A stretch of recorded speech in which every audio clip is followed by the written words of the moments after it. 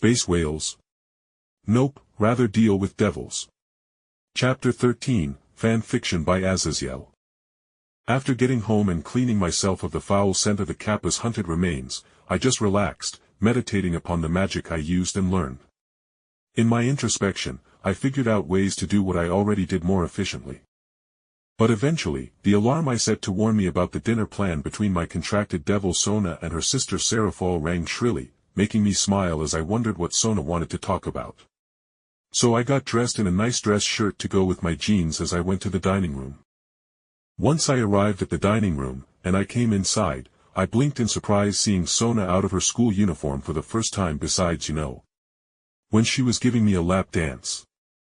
Anyway, she was wearing a nice dark blue dress made out of some kind of reflective silk, as well as matching gloves that went up to her elbow made out of the same material. But although Sona looked good in the dress, Serafall's getup is what made me pause. She was clad in some kind of hentai demonic armor getup, and I realized this was her war gear/armor she wore during the Civil War and when she fought Graphia Lucifuge for the position of Leviathan. Sona, Serafall, you both look great outside your normal outfits. I complimented them, and they accepted the compliment with a small smile as they were well used to getting complimented, but they knew I was speaking truthfully so they did appreciate the thought behind it. But seeing Serafall in her war gear, or is that the Leviathan armor like the huge pauldron Serzex wears? It's a bit of a surprise, I rambled, making Serafall snort at how I brought up how comically large the shoulder armor pieces of Serzex Lucifer's official outfit were. But after Serafall got her giggles under control, she nodded her head towards the single seat that was in front of the two ladies with a number of simple dishes between us on the table. Yes. Well, in order to get something, I needed to be wearing my official outfit back in the underworld, and I didn't have enough time to change. She said wryly before shaking her head. Anyway, Jake, we heard from Tsubaki that your little bounty hunting mission went well. Do you plan on doing more such missions? Serafall conversationally asked as I took a seat and began carefully eating so I didn't make an ass out of myself. To her question, I nodded and went on to say how I would be very interested in doing more such missions, and in response, Serafall promised to get me a bounty book so I could hunt down people en masse without needing to deal with individual bounty papers, but I was warned not lose the book as it was an expensive enchanted object as it synced to the bounty network. And how about you, Sona? How was your day? Do anything more entertaining than some paperwork? I asked with a light grin, and she snorted, rolling her eyes, well aware of how little I cared for boring schoolwork. Sona elegantly pointed one of her dozen forks I couldn't recognize, as I actually only got a knife, fork, and spoon as she spoke pointedly. Yes, in fact. Actually, I spent most of the day conversing with my friend and co-ruler of this territory, Rias Gremory, about your status as my contracted mage and how you will likely be doing some missions in the area. She explained before she coughed, with a small flush coming to her face as she looked at her sister, who visibly closed her eyes, refusing to meet her sister's eyes. Well, that's good, I suppose, no issues then.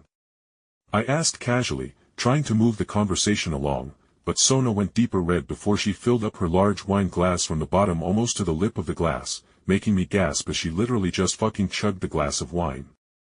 And thus with that shot of liquid courage, Sona took a breath, and her blush went away as she spoke more seriously. Jake, my sister, and I currently wish to tie ourselves to you in a stronger contract. She said, and I held back a frown as I couldn't help but wonder if this contract would be restrictive towards myself rather than the simple sharing of talent, bloodline, and magical power. Before I could further freak out, Serafall finally broke her silence and explained my fears away. Jake. Your talent is beyond what humanity should have, massive permanent growth in battle, growth via sexual or romantic engagement, and your intrinsic understanding and savant leaps of knowledge gaining without specialized teaching for magic is. Serafall's face became an awkward smile as she continued. It's like you are the combined form of the charisma of my friend Serzekas with the magical intelligence of a Juka, with some the essence of some perverted love god or goddess who would grow more powerful with the people they slept with. At her description of myself, I could only shrug as I was how I was in personality at least. The other aspect was the perks of my CYOA, so I couldn't take credit for that. So what would this contract entail? I asked bluntly, trying to get to the heart of the matter as the girls were clearly trying to run around the subject, and at my blunt question, Serafall giggled, blushing, while Sona just covered her face with her hands, leaving Serafall to answer. Well, Jake, as I said before, remember Solomon and how he had contracts with almost all the devil clans and bloodlines? At my nod, she continued. Well, the key of Solomon that acted as the contract book within Solomon's soul could be recreated, and Wordlessly, Serafall reached into her cleavage, and from the magical pocket dimension, Serafall pulled out a fist-sized block of golden metal that was heavily engraved with magical runes that made my magical senses and perks scream in pure outrage at the contraption in a way that clearly could be translated as such. WTF was that abomination, and gimme. Serafall paid no mind as she continued to speak, but quieter in a small blush. Well, you see, Jake.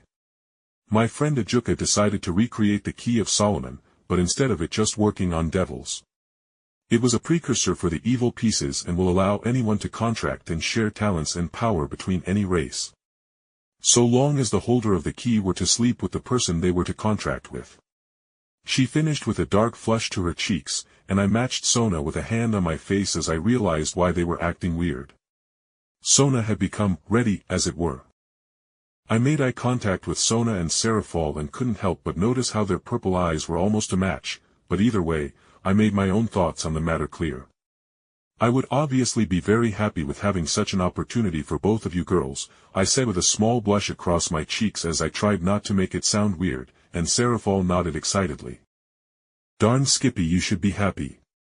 You are going to lose your virginity to sisters, Anne. She petered off before she squealed and covered her face in shame, making me giggle at the sight, and the atmosphere lost some of its tension. But as I felt a bare foot and leg snake up my leg and deposit itself into my lap, and with both girls covering their faces to hide their blush, now it was my turn to flush as said foot went to work.